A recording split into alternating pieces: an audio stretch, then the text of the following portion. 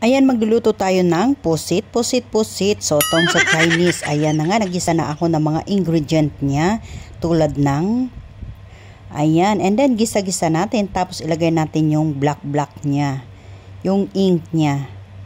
Ayan, para magkakulay ay maganda ang kulay at maganda ang kain. And then, syempre, lagyan natin ng sambal chili.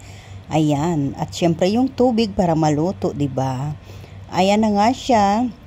Luto na. Ayan, ilalagay na natin yung sotong or pusit. Ayan. Yummy, yummy. This is it. Ayan na siya. Chalap-chalap naman.